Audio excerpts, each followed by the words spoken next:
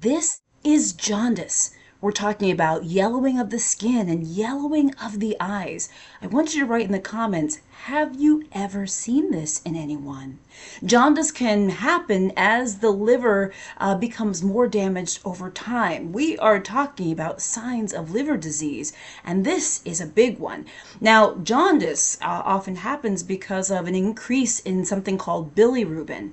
Remember, our liver really works to clear out toxins and keep us healthy. So when the liver is not working right, when it's damaged, it can build up the toxins that we have in our body. This next one is called ascites. This is not just a man with a big fat belly. In fact, his belly is big not because of fat.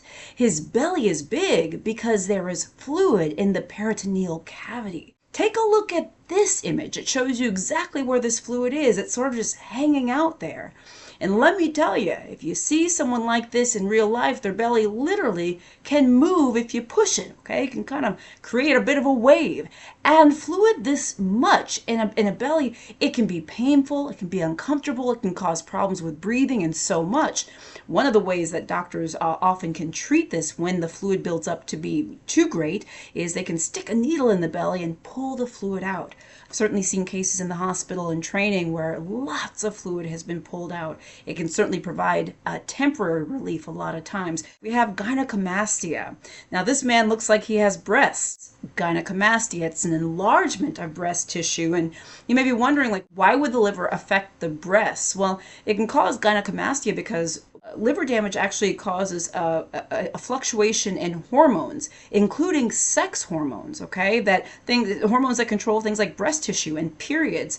And stay tuned, I'm going to tell you something about the testicles soon. So it can absolutely affect our sex organs and things like that. Here we are seeing an enlargement of breast tissue in this man. What else? We can see dark urine. This is not a normal color of urine. It can become even darker than this. Dark urine, I have a whole video on, the color of your urine and what it means. If you're watching on YouTube, I'll make sure I link that here.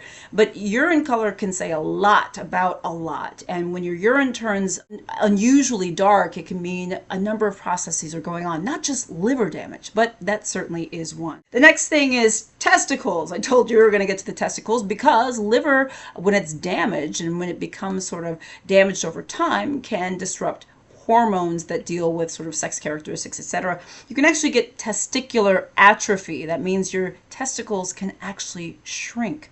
So that is something, men, to keep mind of. And by the way, in women, it can cause abnormalities with periods, problems with ovulation, etc. It's not just men, but these are some, I would say, very telling signs that we oftentimes see. So and just know, I'm mentioning a lot of male symptoms. It's not just men that liver damage happens in.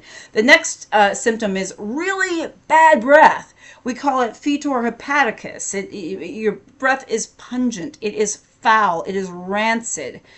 Bad breath. And this is actually caused, I have to take a look at my notes, this is actually caused by an increase in a chemical called dimethyl sulfide. Remember, the liver helps our body detox. If your liver is not working, those toxins are going to build up. We have something called palmar erythema. Palmar meaning palm and erythema meaning red. The palms can get red, especially in certain aspects. This often can be a sign of liver damage. Other conditions can cause this as well. This also has to do with sex hormones and hormone disruptions that happen. Moving on, itching. Yeah. Kind of maybe an unexpected symptom that can happen, but yeah, it can get really, really itchy. And this is due to a buildup of bile, okay? So itchy skin can absolutely happen. And something also called spider telangiectasias or spider angiomas. These are almost like little blood vessels. They have like a central sort of circle and then the blood vessels sort of come out. And that can be a sign of liver damage too. Just note that the size of these and how many a person has, meaning the more they have, the larger they are, can be a sign that their liver damage is more advanced, okay? Clubbing of the fingers, okay? Not the clubbing. We're not going out to the club, not that clubbing. But clubbing of the fingers is when almost like balls are formed at the end of the fingers. Take a look at this photo. It looks like there are little balls. Now we can see clubbing of the fingers in other conditions, lung disease, other things, right? But it can happen here as well. And also something I think is a really sort of interesting sign of liver disease is something called Asterixis. This is if you have a patient with liver disease holding out their hands, and say the doctor or someone sort of pushes on their hands may kind of end up flapping, okay? They flap. And this can be a sign of liver disease. You can actually Google some videos about signs of liver disease and Asterixis, and you'll be able to see some examples of this sort of flapping of the hands. It's very unusual and very, very interesting. There are other symptoms. I didn't mention them all. Other very significant symptoms, but also I should say in addition to these, people also get just sort of, I would say, the basic run-of-the-mill symptoms that you might imagine, right? If you have all these other symptoms, or at least some of them, you're also probably going to have some fatigue. You're going to have some nausea. You might have weight loss, some weakness, muscle cramping, bruising. You're not going to feel well. And let me tell you, patients with liver disease and liver damage, they don't feel well as the condition progresses and gets worse.